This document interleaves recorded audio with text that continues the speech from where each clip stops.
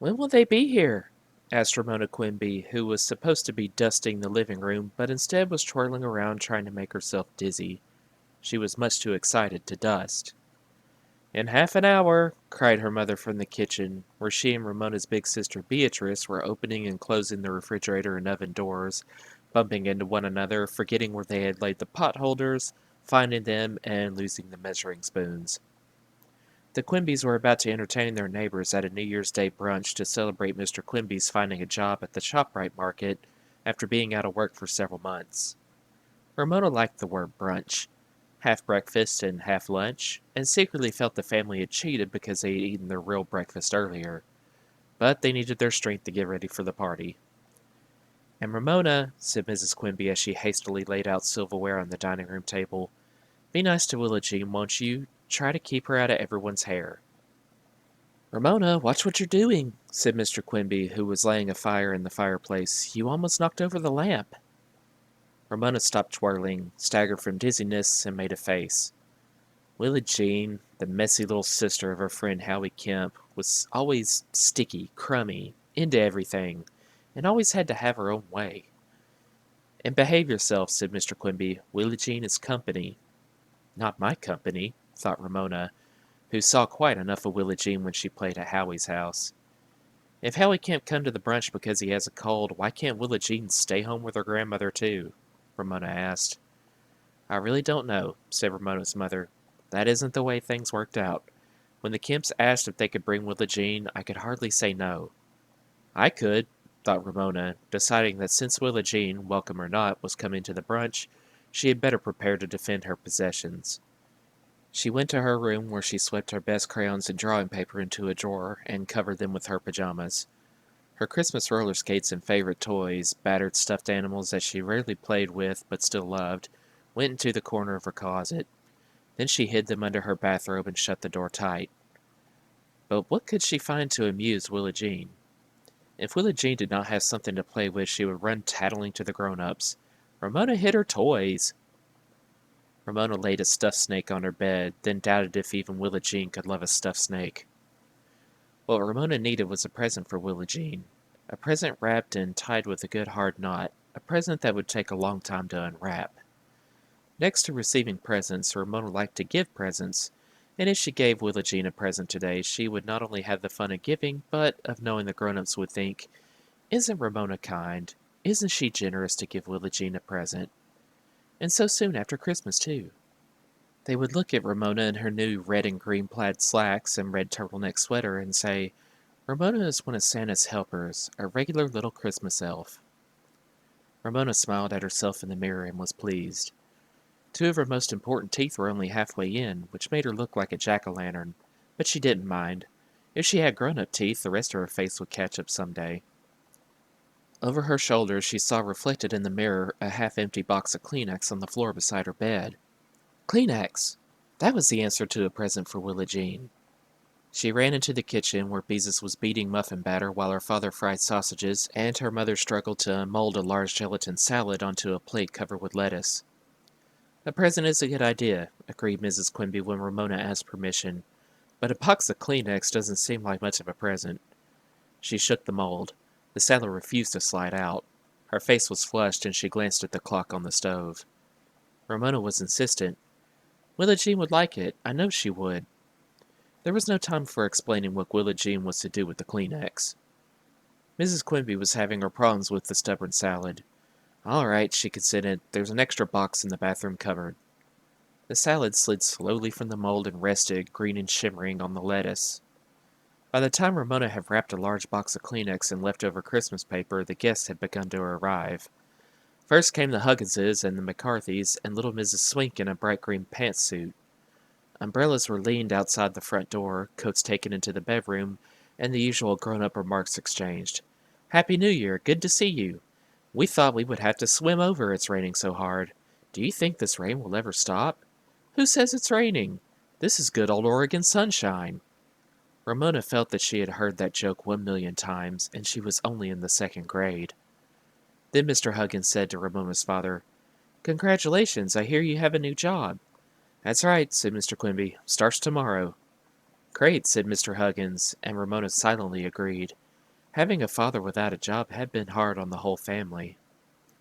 Then Mrs. Swink smiled at Ramona and said, "My, Juanita, you're getting to be a big girl. How old are you? I can't keep track." Should Ramona tell Mrs. Swink her name was not Juanita? No, Mrs. Swink was very old and should be treated with courtesy. Last year, Ramona would have spoken up and said, "My name is not Juanita, it's Ramona." Not this year. The room fell silent as Ramona answered, "I'm 7.5 right now." She was proud of herself for speaking so politely. There was soft laughter from the grown-ups, which embarrassed Ramona. Why did they have to laugh? She was 7.5 right now. She would not be 7.5 forever. Then the Grumbies arrived, followed by Howie's mother and father, the Kemps, and of course, Willa Jean. Although Willa Jean was perfectly capable of walking, her father was carrying her so she would not get her little white shoes and socks wet. Willa Jean, in turn, was carrying a big stuffed bear. When Mr. Kemp set his daughter down, her mother peeled off her coat, one arm at a time, so Willa Jean would not have to let go of her bear. There stood usually messy Willa Jean in a pink dress with tiny flowers embroidered on the collar. Her curly blonde hair, freshly washed, stood out like a halo. Her blue eyes were the color of the plastic handle on Ramona's toothbrush. When she smiled, she showed her pearly little baby teeth. Willa Jean was not messy at all. Ramona, in her corduroy slacks and turtleneck sweater, suddenly felt big and awkward beside her little guest, and embarrassed to have jack-o'-lantern teeth. And the things those grown-ups said to Willa Jean. "Why, hello there, sweetheart. My, don't you look like a little angel? Bless your little heart, did Santa bring you that great big bear?" Willa Jean smiled and hugged her bear. Ramona noticed she had lace ruffles sewn to the seat of her underpants. "What is your bear's name, dear?" asked Mrs. Swink. "Roger," answered Willa Jean. Mrs. Kemp smiled as if Willa Jean had said something clever and explained. She named her bear Roger after the milkman. Mrs. Quimby said with amusement, "I remember when Ramona named one of her dolls Chevrolet after the car." Everyone laughed. She didn't have to go and tell that, thought Ramona, feeling that her mother had betrayed her by telling, as if it were funny, something she had done a long time ago.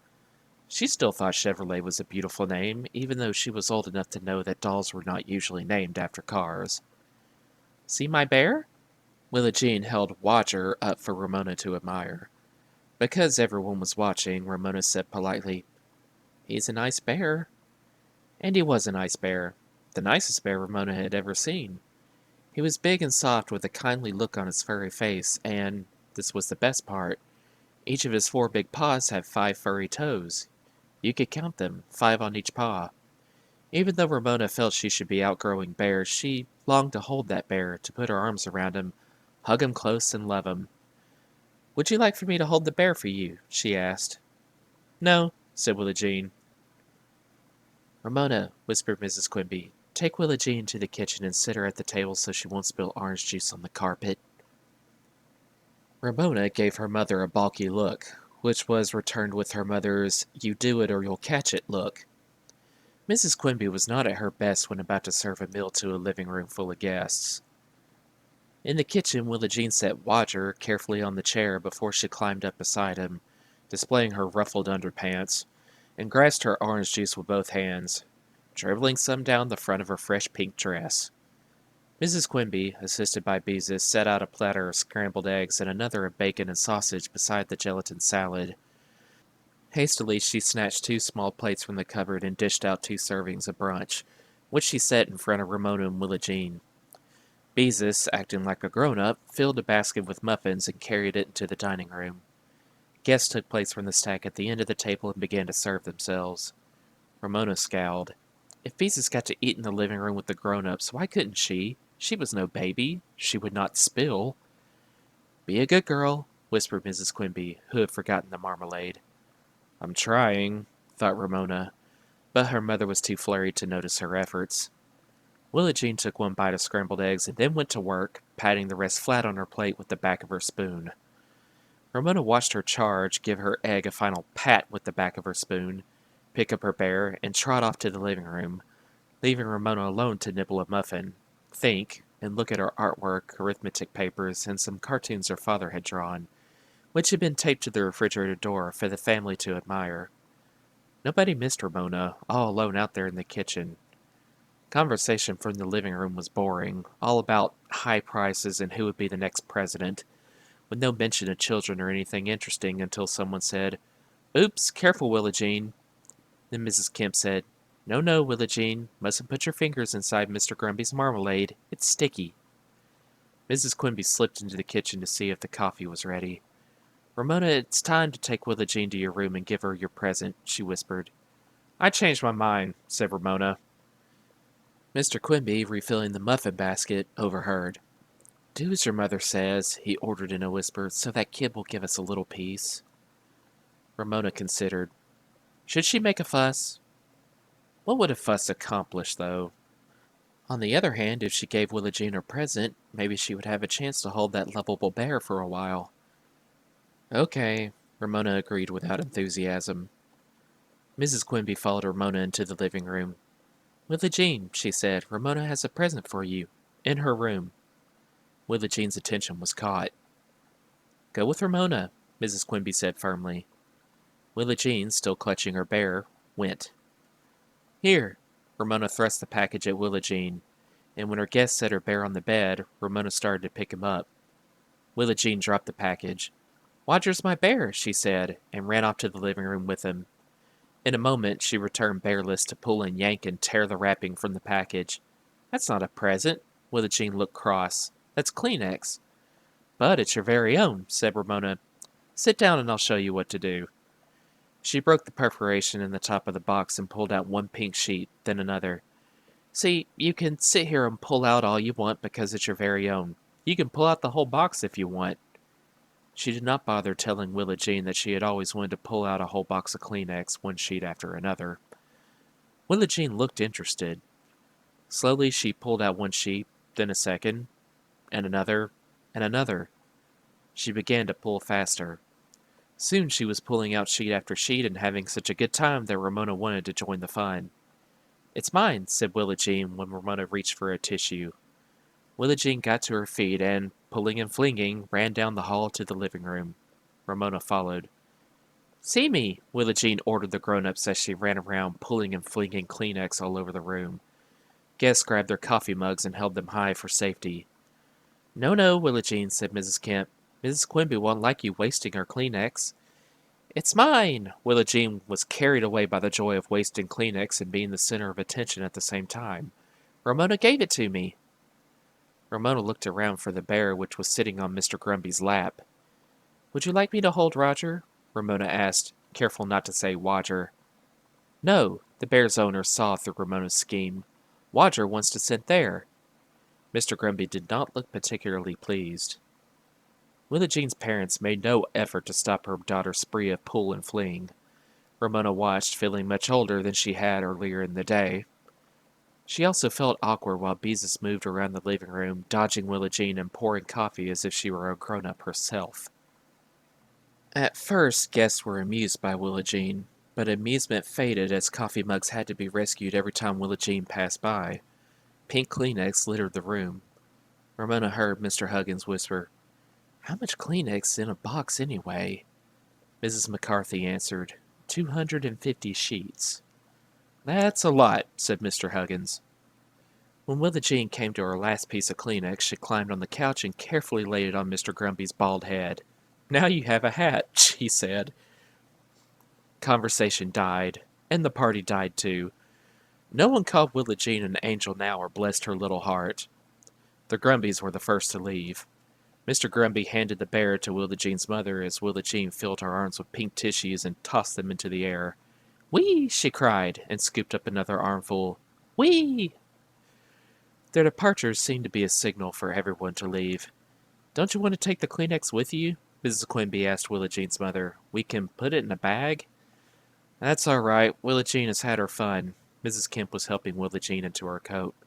"Bye-bye," said Willa Jean prettily as her father carried her and Wodger out the door.